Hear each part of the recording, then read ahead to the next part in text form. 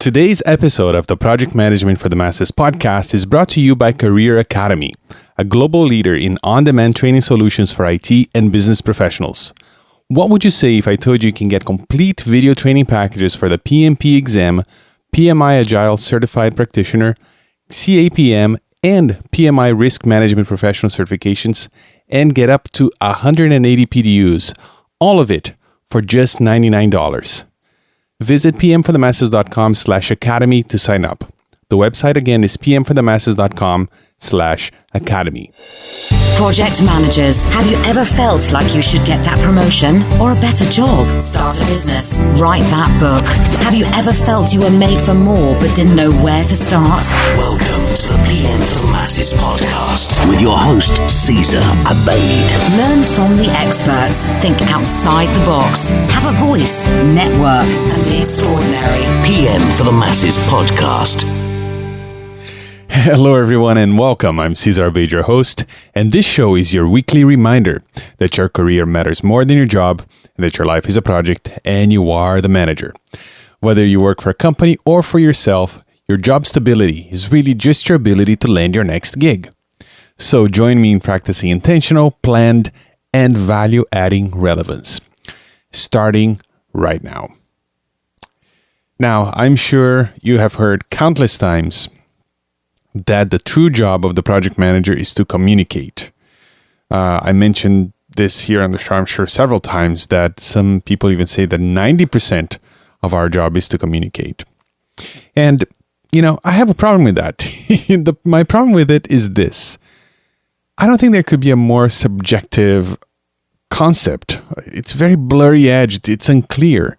And when it comes to job descriptions, you and I know that the more precise you are, the better it is. I mean, you need to know what you need to do, even to evaluate if you're doing your job correctly and well, right? So when it comes to communication, it's such a subjective thing. So what does it mean? How do I know if I'm doing it correctly? How do I know if I'm doing it wrong? It's my project manager mind.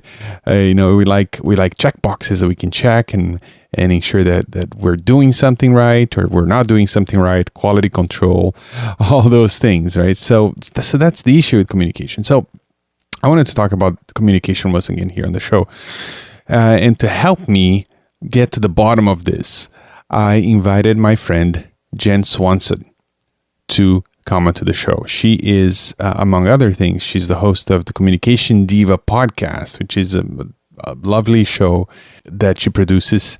And we're going to talk about communication.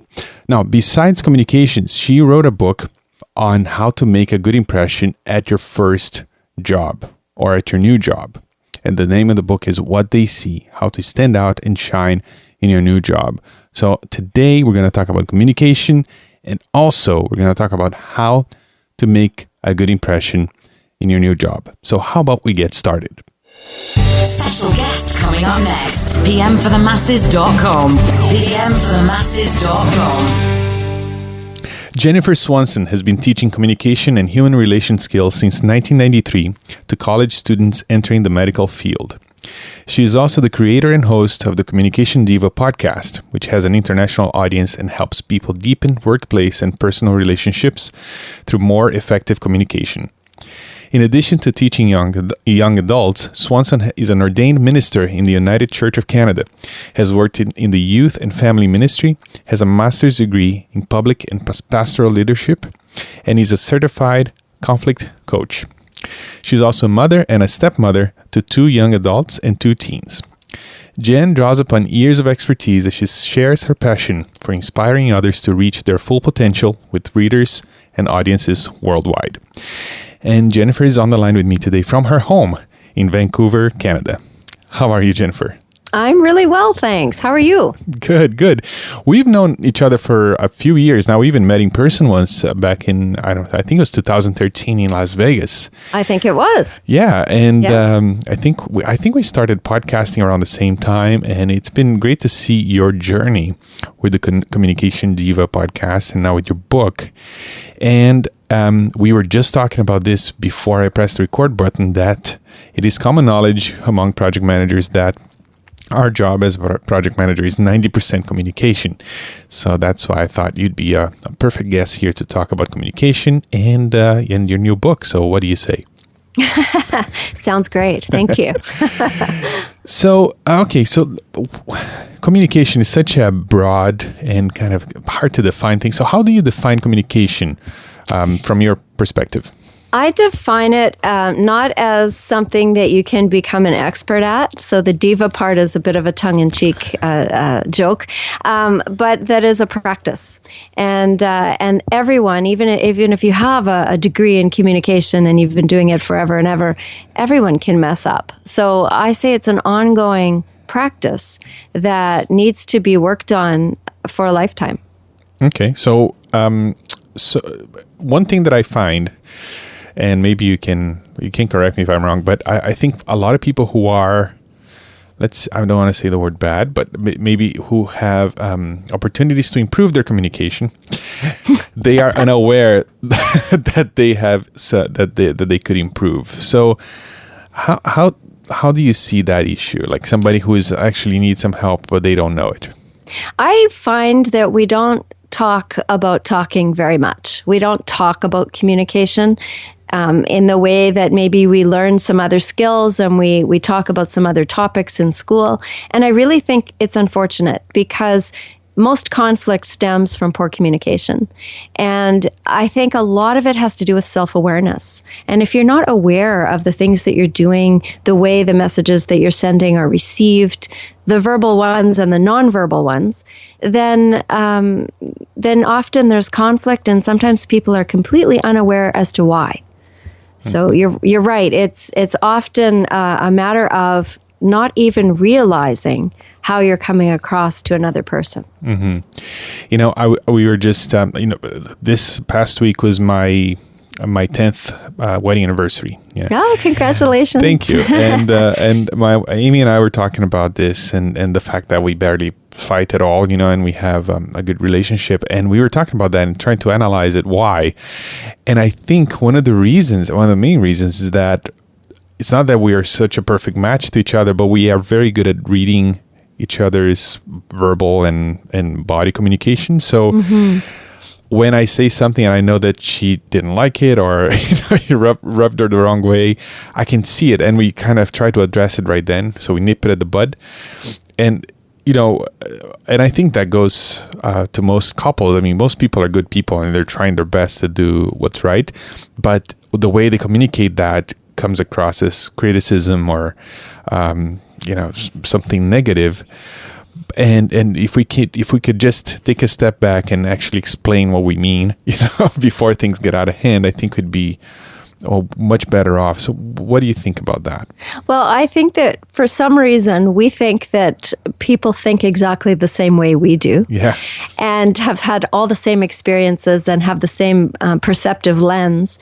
And also that people are mind readers.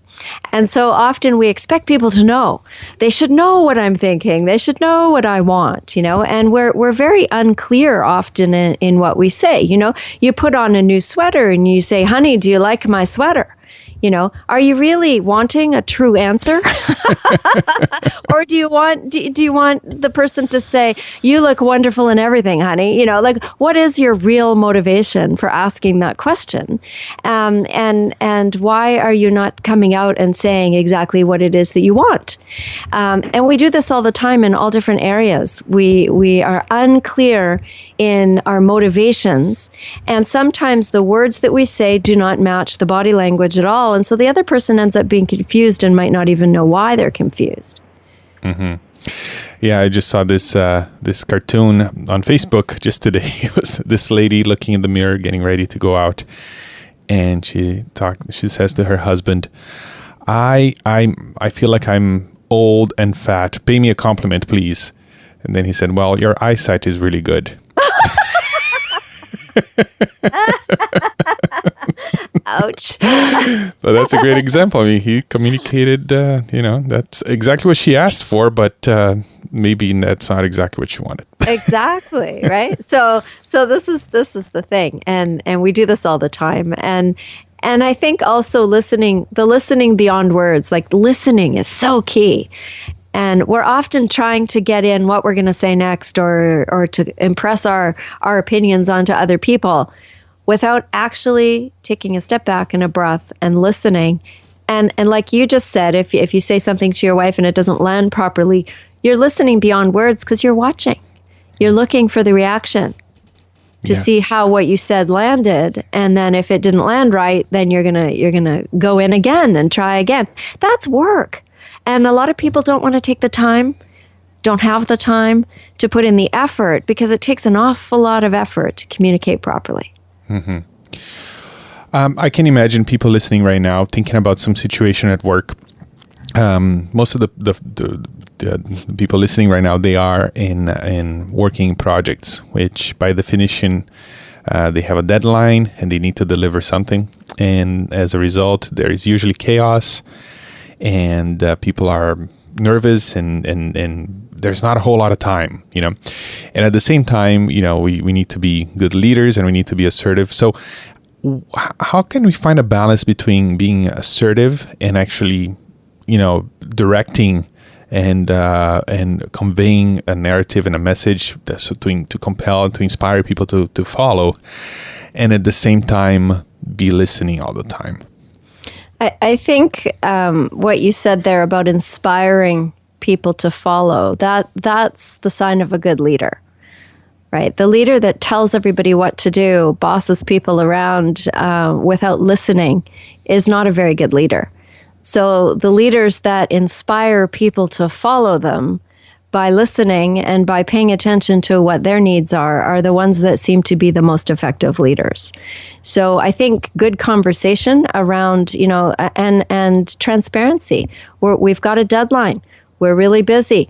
This is my worry. These are some of the things that I'm stressing about right now. What are you guys stressing about right now? How are we together as a team going to move this forward and make this happen? Mm-hmm. I'm all for collaborative leadership. I think it's really, there are points where leaders have to say, no, that's not going to work that way, or this is not going to work that way. But for the most part, I think the best managers that I've ever had were people that really seemed to listen, and then and results came from that listening. It wasn't just listening and then, it wasn't lip service. It was actual listening. Mm-hmm. This is something I need to work on all the time because, you're a podcaster like me and you know how that is. We like to talk. And not only that, I'm supposed to be asking thoughtful questions after, a fine guest such as yourself is done with a fine point. And I feel like, I'm always trying to think, okay, what do I need to say next? And in the process, I'm not listening. So it's something I need to work on. And I think I've gotten a lot better. At least I know I have that problem now, which is, the step one, right, of the 12-step program is to admit you have a problem. Yeah, be aware. Be aware, yeah. So, and I think this could be a challenge for everybody listening right now. Next time you're sitting at a meeting or you're sitting on, even with your spouse or with your child, and just try to listen. You don't need to be, the conveyor of endless wisdom all the time. Sometimes people just need to be heard and see that somebody's listening. And you don't have to be clever and witty and have the answers. And for us guys, I think, I don't know, most of the men I know, they're problem solvers. So they start listening to some issue from someone, they immediately thinking, how can I fix this? Mm-hmm. When sometimes all it takes is just for somebody to listen and truly understand what the issue is, right? Right. It's the practice of presence, of being fully present, which to me is a gift to somebody else. If you are actually not looking at your phone and you're not thinking about what you're going to make for dinner, and you're actually in the moment with the person, which is really hard to do. It's impossible to do it consistently for long periods of time. But if you can do it at least for most of the time or some of the time, then it's amazing what will come out of that. Because for one thing, it's a gift to the other person. To be actually heard is rare these days. To be heard and acknowledged is even more rare. You don't have to agree with the person, but if someone is at least listening and acknowledging your frustration or your issue or whatever it is, then chances are you feel a whole lot better afterwards. And we don't get that opportunity in the noise and the busyness and the frenetic pace that we have these days. Mm-hmm. What do you think about making time on your calendar, for example, for that type of relationship building? Because it's so easy to be, you mentioned looking at the phone and being connected and being not present. But perhaps, like, I would give an example here at home as well. You know, I do some work from home. I do a podcast from here, and I have all these side things that I do from home. And it's very easy for me to just kind of get into that mode that I'm always working. But there's sometimes during the day, and for example, when after I give the little one a bath and she's nursing, and I'm sitting there with Amy, and that's one of the times when we make a point of not looking at putting the phone away, so we can just chat and be present. But I think it works not because we feel like talking right then, but because we made a point. We agreed that is a time when we're disconnected. You know, is it possible to do that at work as well? Yeah, I think it is. It's important to do it at work. It's important to do it, if you're having a meeting. Acknowledge the fact that, we're pretty much addicted to our phones, me included. But if this is an important meeting, it's okay to say, can you stick your phones away for, half an hour while we have this conversation? Can we be fully present in this moment? I had a wonderful interview with a millennial who is a real mover and shaker. I interviewed her on my podcast, and she said that she and her friends, they're all early 20s, have a rule when they go out for dinner that all the phones have to be put away. If anybody is seen during the dinner using their phone, there's some kind of a penalty. I can't remember what it is. They pay the bill. They might pay the bill, or they buy a drink or whatever. I can't remember. But I thought, isn't that interesting? Because we tend to think that it's that age group that's always on their phones, but I beg to differ. I actually think it's the people older than that who tend to be more on their phones, in my experience. And I find it fascinating that several millennials that I know have started to implement these rules on their own when they're together. Yeah, I've seen pictures of that on, ironically, when I'm looking on my phone through social media, but I actually think that there is going to be a backlash soon. There's going to be a movement, the unplugged movement, where people are just going to live in a cottage somewhere without electricity or internet, and that's going to be. It's the next step, after minimalism, you'd be, to not be connected. I really think that's coming down. It's going to be a movement. Well, and actually there are some things that are concerning. When I had children that were tiny, and you'd be in a doctor's office, and there was a toddler there, the mom would be on the floor, the dad would be on the floor playing with the toddler while you wait for the doctor. And now what I'm seeing is the toddler on an iPad and the mom on a phone, or the dad on the phone.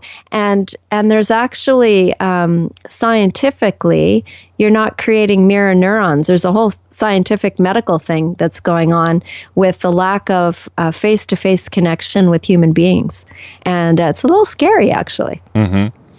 Yeah, I think it was actually on a night, it might have been Louis C.K., one of those comedians who was talking about that on a some Tonight Show, one of those shows. Yeah. And his point is, like, a lot of the online bullying that we have today is because, it's very different for you to look somebody in the face and call them a name, because you see the reaction, and that gives you feedback and you feel bad, But when you just post it out there, it just goes away into the ether. And you feel good. Hey, I told that person, and we're that eye-to-eye connection. That it's a big part of communication is to actually read how your message is being received. It's right. Lost in this modern social media age. Sure, it's easy. It's easy to say something into a computer when you're not looking at the person eye to eye and in the face, and it's a whole different skill to have to face somebody and speak to them about it, about something that's hard. Absolutely. Yeah, maybe there's something to be said about having actually people work in an office together so they can share the same space and look at their faces instead of just being remotely working from home all the time. Sure, and to have coffee breaks where everybody actually leaves the desk and the computer and chats about stuff that's not work related. Yeah, that's really good for people. Yep. I'm from Brazil originally, and part of the culture there is to have every office will have a coffee room, and most of the offices will have a coffee person. That's their job, is to actually make sure that there's always coffee there, and people just go and get a espresso every hour, Yeah. and that is the time when they get together and they talk about what's going on and tell a joke here and there and some gossip, perhaps. Well, it's hard to build a team if you don't know the people who are supposed to be your teammates. That's true. And so if you're working in a team setting, it's really, really important to have those social times and even to have celebrations that are away from the workspace.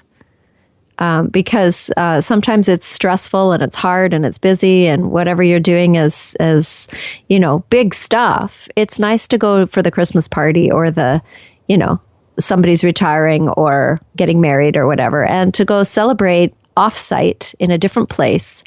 With different clothes on, depending if you're, working in a place where you've got a uniform or work gear or whatever. It's just really nice to be with the people and get to know them and talk to them in a different way. All right, just a quick break here to let you know that we have a sponsor. Career Academy is offering an exclusive project management certification training bundle for the PM for the Masses listeners, which you can get at pmforthemasses.com/academy. This bundle includes complete video training packages for the PMP exam, PMI ACP or Agile Certified Practitioner, CAPM, and the PMI Risk Management Professional certifications. Also, you can get up to 180 PDUs with this bundle, and the cost is only $99. So yeah, go to pmforthemasses.com/academy and sign up. Again, go to pmforthemasses.com/academy to sign up. Now, Jen, let's talk about your book here. Let's switch gears a little bit.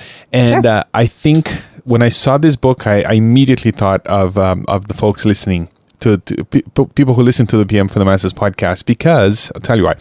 A lot of people who reach out to me because they listen to the show, they all share that they are starting a new job, or they're looking for a new job, or they just lost their job. They're in transition, Right. And the title of your book is What They See: How to Stand Out and Shine in Your New Job.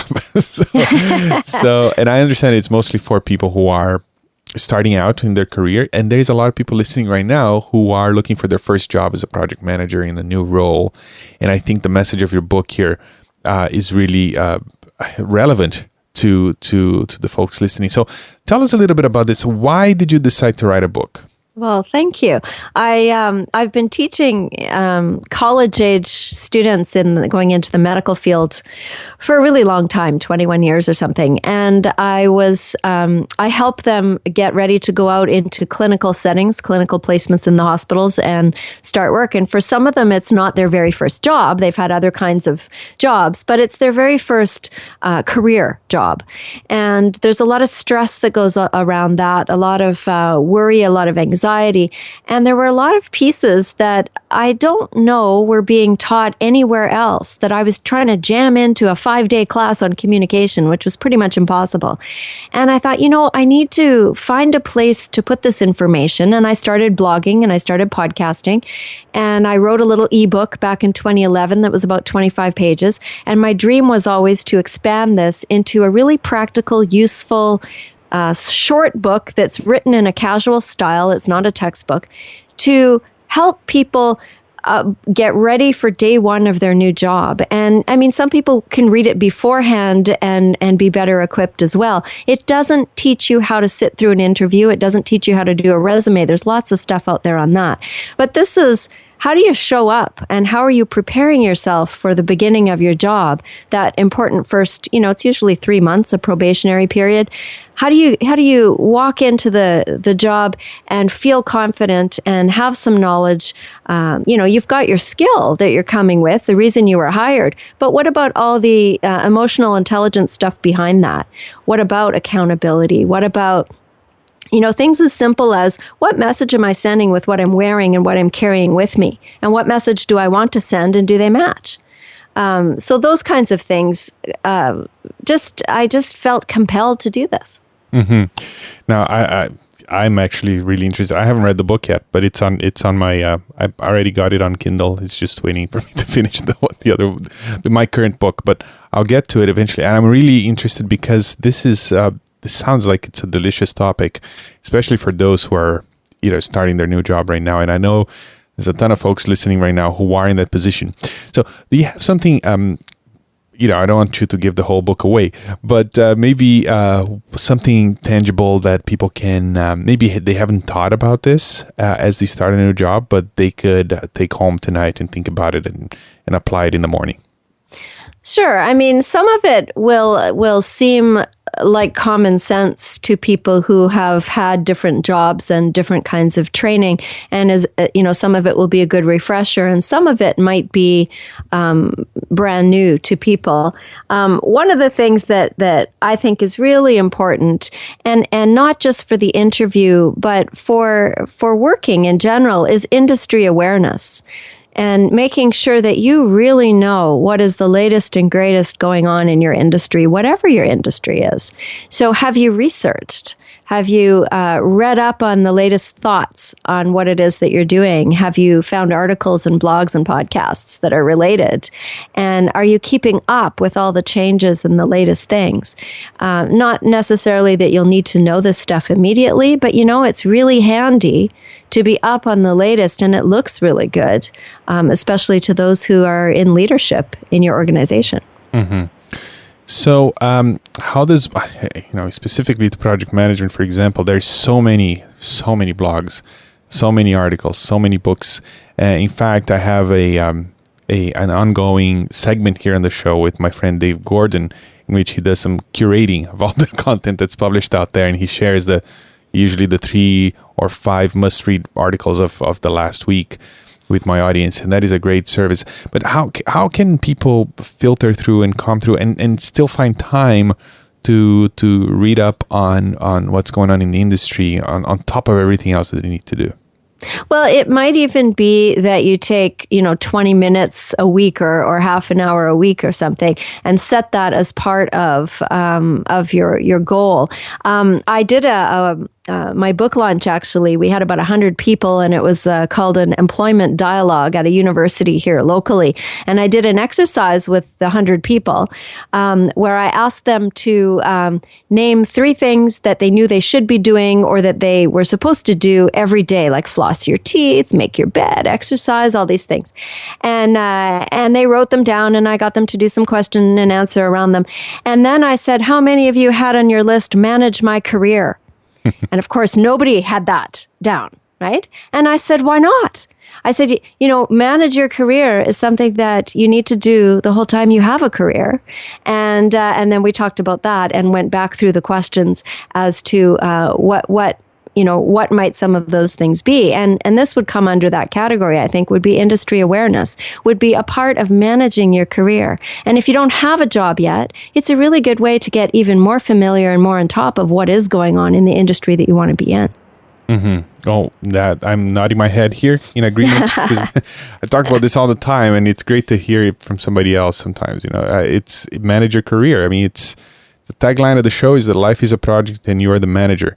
Absolutely. And especially for project managers listening right now, our career is cyclical by definition.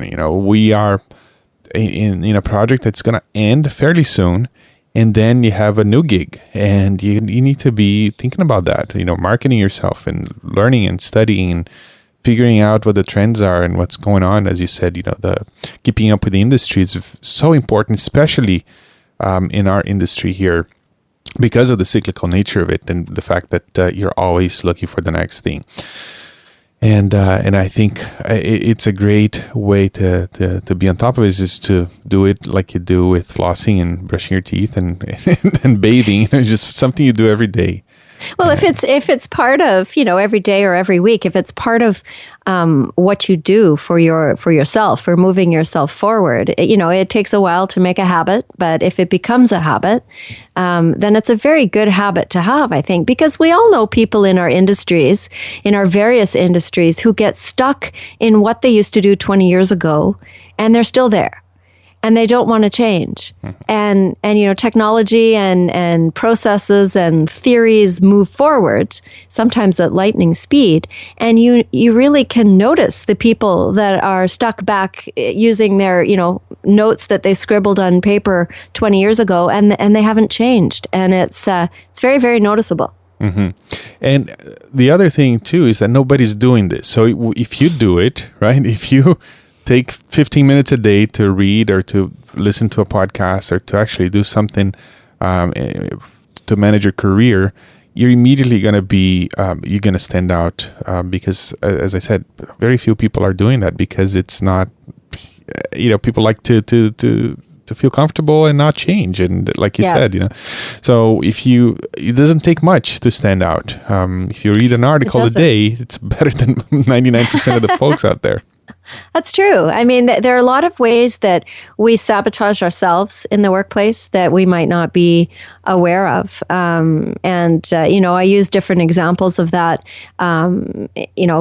Punctuality. Time is a communication. How you use time is a communication. Everyone knows you should be at work on time. But how about the breaks? How long are your breaks? And is somebody watching how long your breaks are?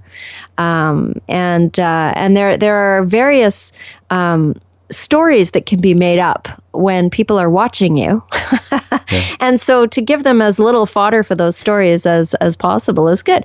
And, I keep saying my book is not about turning you into the robot that everybody else is, because each person has gifts and talents and skills that they come with, experiences and stories. And it's about getting out of your own way, making sure that what you are sharing with the world is what you want to share with the world, so that what they see is what you want them to see. Yep. Agree. 100%. Very good. Yeah. Now, I think this book is fantastic. It sounds like it's the perfect fit here for our podcast. In fact, I think I'm going to add it as a resource on the resource page. Yeah, it's a great. There's a lot of books out there about how to get the job, how to do well in interviews, what to wear.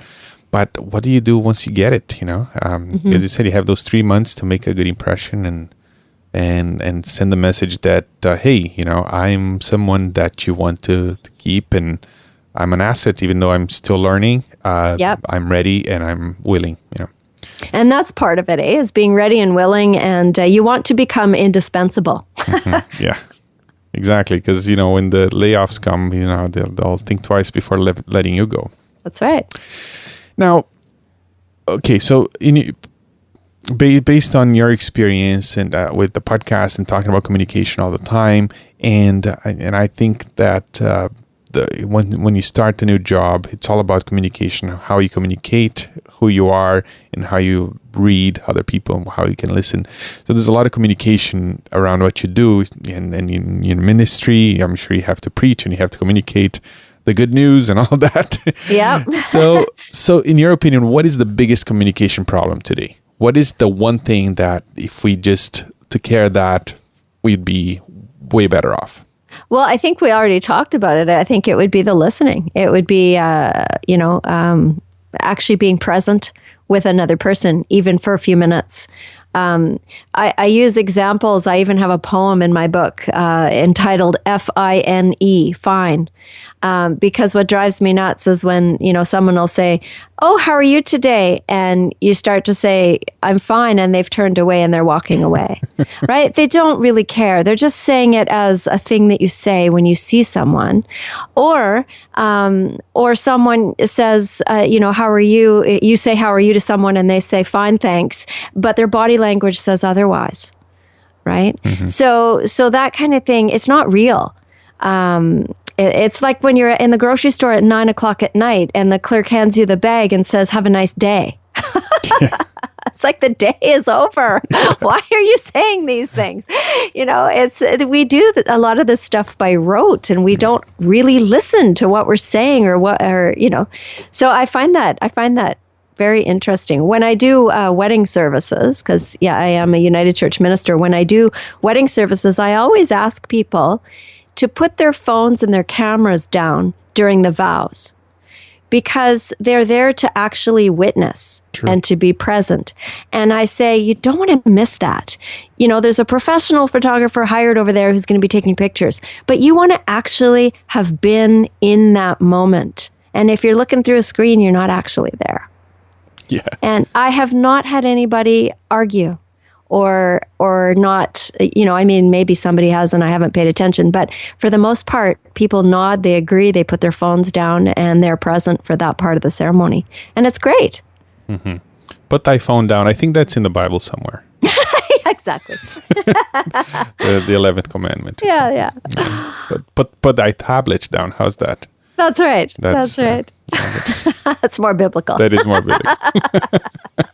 I'll have to use that one at church. There you go. There was a joke about that Moses and the tablets. I'll find it. I'll send it to you. It's excellent. Pretty funny. Perfect. All right. So you mentioned a conversation you had with a millennial, and this is a hot topic right now. I've seen this mentioned as topics for conferences and things like that, because apparently the new generations now, and I'm in that funny generation that I'm in between I'm late 70s, right? I was born. Mm-hmm. So I grew up without computers, and I was in South America. Right? I didn't have a computer until, second, third year of high school. And I went up to high school without using computers. And then internet came, I was already in university. So I'm in that funny generation that I kind of grew up in the old school, but then I was there when it started, so I'm well versed in it, but I remember what it was like before it. But there's a whole new generation now, folks who were born in the 90s and even in the 2000s, who are now in the marketplace, and they grew up communicating this way, social media and through the internet. In most workplaces now are intergenerational, if you will. So what are some, besides the challenges that I just said, what are some of the challenges there when it comes to communication? Well, there are challenges around how things are done, so processes. And I know that that in the places that I work, there are a lot of issues around intergenerational communication as well. And some people in the generations that are used to dealing with process, meeting for the sake of meeting, find it frustrating when some of the younger generations, the millennials, I work a lot with millennials and I have 2 millennial-aged children, they don't have time for that. Like, don't waste my time. If we're going to have a meeting, it's got to be a meeting that has a purpose and an agenda, and there's a reason for it, and I'm out of here because I have far more important things to be doing than sitting here having a meeting for the sake of a meeting. But if you look at generationally, there is also something to be said for meeting face to face for the sake of meeting. So it's understanding the different communication needs of the different generations that can help ease some of the conflict and the frustration in the workplace. It's actually very interesting studying what the different generations like, and I don't have that information in front of me right now. But a friend did a study of what the different generations are like, don't like, and what they expect and what they don't want, and it's very, very interesting, very eye-opening. So, do you think that we are better communicators now that we have communication at our fingertips than we were back in our grandparents' and great-grandparents' time? I think we're different. I don't think, people long for the olden days, but if they were actually there in the olden days, they might have forgotten that there were an awful lot of things that weren't okay. So I think it's different. I don't think it's helpful to blame technology. Technology is not going away. I think we need to know how to use it more effectively and how to get back to some of the things that we don't want to lose, like the face-to-face communication, like real friendships that aren't just Facebook friends, people that you actually go and have coffee with. Yeah. That kind of thing. So I think we need to keep what is great and make sure we protect that and move on too, because it's amazing that you can look something up in 2 seconds in your iPhone or your tablet. Do you remember Encyclopedia Britannica? Do you remember those? I remember those. I had a secondhand one in my house. It was from the year 1965, so it was incredibly outdated. And I had I had a great time going through those books when I was like 10. I know. And amazing. I had neighbors that had one, and if we needed to know something for a project, we'd go next door and look at this encyclopedia. And what is at our fingertips now is unbelievable. It's learning how to sort through it, like you were saying earlier, how to find what's relevant and what's actually helpful, and go with that. I don't think we're ever going to get rid of it. I don't want to get rid of it.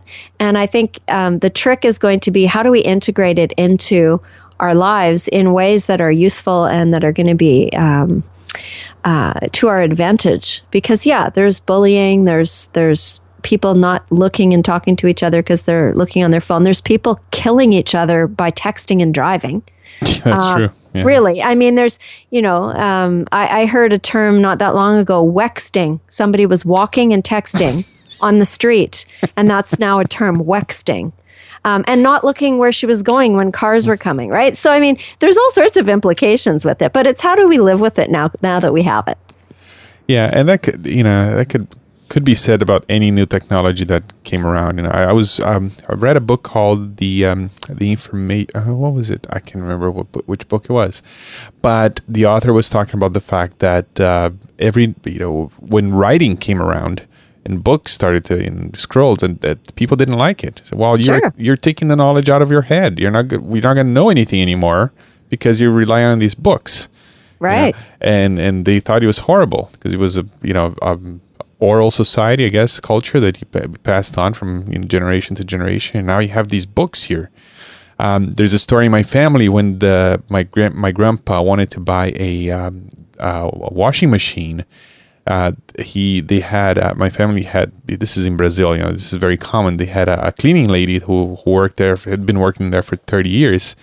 And she said, well, the day you bring this machine here, I walk out the other door. So it's just, so it's same with the new stuff now. It's nothing new. It's just that I think we need to learn how to have a healthy relationship with it and use it for what it's good for, and not abuse it, I guess. Well, it's a tool. It's a communication tool. Yeah. And it's how do we use this tool safely and effectively, and how do we make it work for us? We invented it, right? That's true. Well, we didn't invent it, but humankind invented this thing. So, so how are we going to make it work for us? And it's an interesting question. I know people who are resisting in classrooms. Students should not have technology in the classroom. And I'm thinking that's a losing battle. We need to have it in the classroom because we're almost at the end of the line as far as you say, people who were born without technology. I think the millennials are the last generation, and the next ones down are digital natives, right? They were born with the iPad in their hand. So they know exactly how that goes. Very cool. Now, Jen, just for the sake of communication here, I just want to communicate to those listening that I had you here for three reasons. Number one, to introduce your marvelous self to my audience. Number two is your podcast. And number three is your book. So tell us a little bit about how people can find out more about the Communication Diva podcast and your book. Sure. Well, they can come on over to communicationdiva.com and they can find the podcast there. They can find a link to the book there. They can find a whole bunch of blog articles and all sorts of resources and other things there as well. And the podcast is on Stitcher Radio and iTunes. And and my email contact is on the website as well. So that's probably the easiest way. And the book is available on Amazon.com.ca, Barnes & Noble, Indigo Chapters, pretty much anywhere you can order a book from. You could order it, What They See, How to Stand Out and Shine in Your New Job. Fantastic. And I will also have links to your podcast and to your book and to Amazon on the show notes for today's episode at pmforthemasses.com. Now, Jen, before I go, here's the joke that I promised you. Okay. Moses had the first tablet with cloud connectivity. Oh, I love it. I love it. I knew you would. I have to start a church service with that one. There you go. Very good.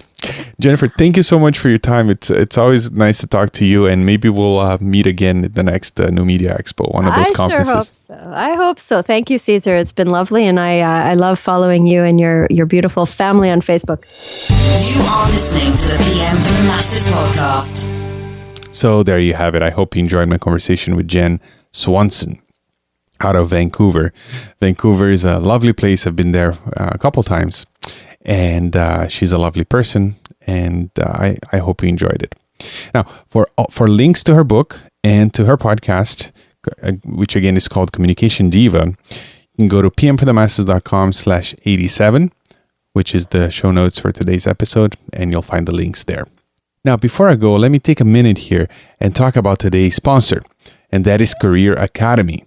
Every once in a while, you'll find a deal, and you just can't not take it. It happens to me all the time. I love software, different apps and things like that. Whenever they bundle things together, it gives me an opportunity to try and test different apps. I just go for it.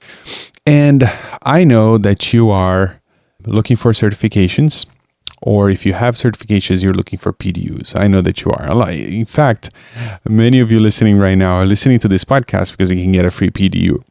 So I know that you're looking for PDUs, and PDUs can be expensive. So the deal that the folks at Career Academy have put together for us here is amazing for a number of reasons, but mostly because it helps you practice and train for 4 different certifications.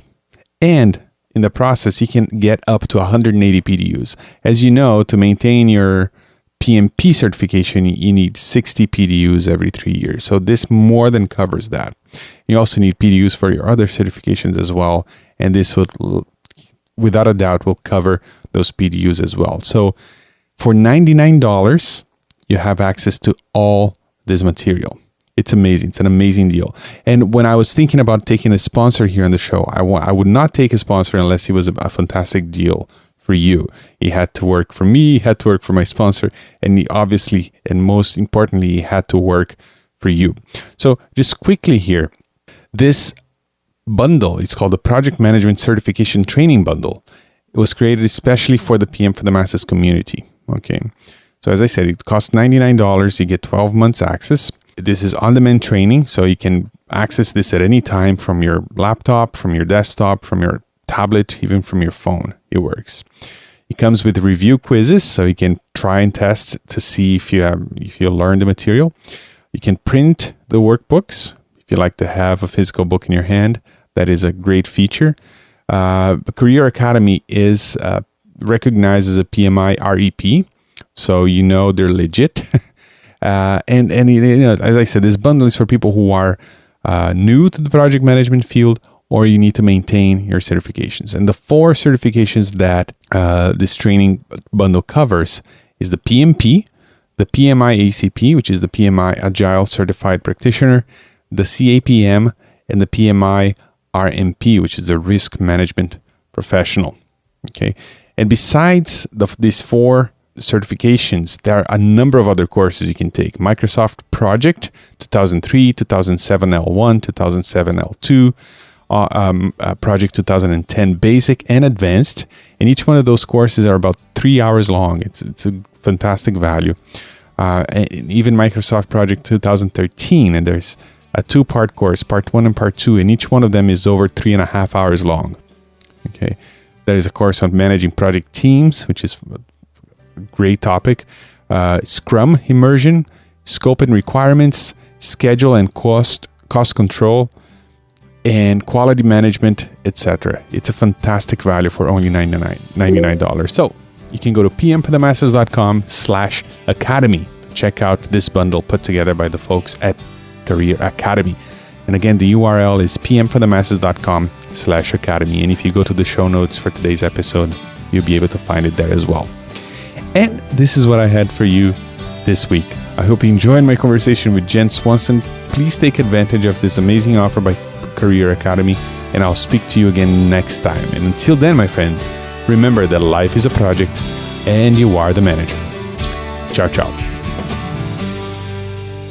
Thank you for listening to the PM for the Masses podcast. Tune in next week for more great ideas on how to manage your projects better and truly stand out in your industry. PMforthemasses.com